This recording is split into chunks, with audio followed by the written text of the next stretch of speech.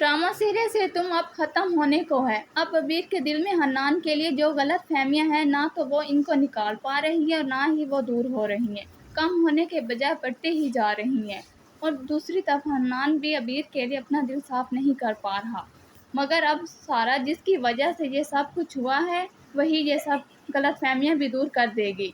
हन्नान ने तो ये फैसला भी कर लिया था कि वो अब अबीर को बिल्कुल भी नहीं मनाएगा, इसे किसी बात की सफाई नहीं देगा और इसके रास्ते से अलग होने का फैसला भी कर लिया है। यहाँ तक कि हन्नान ने डिवोर्स के पेपर्स भी तैयार कर लिए थे और इसका बिल्कुल इरादा था कि वो अब अबीर को तलाक दे देगा। लेकिन काम होने से पहले ही सारा अबीर के पास आएगी और इसे बताएगी कि हन्नान बिल्कुल भी मुझसे मोहब्बत नहीं करते, वो आप ही से मोहब्बत करते हैं। इन्होंने तो मुझे पहले दिन ही साफ इनकार कर दिया था कि मैं अब अबीर से शादी कर चुका हूँ और उसी से ही मोहब्बत करता हूँ और अब आपकी मेरे दिल में कोई जगह नहीं है।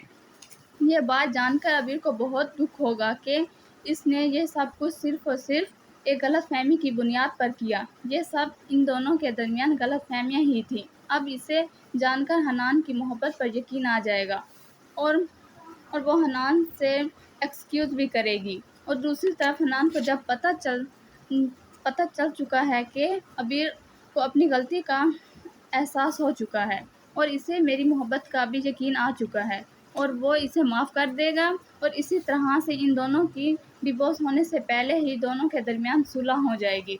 और दूसरी तरफ हमजा, जिसने इतनी प्लानिंग की थी, इसकी सारी की सारी प्लानिंग धरी की धरी रह जाएगी और यूं ही मुंह देखता रह जाएगा। हमजा को इसकी किए की सज़ा ज़रूर मिलेगी।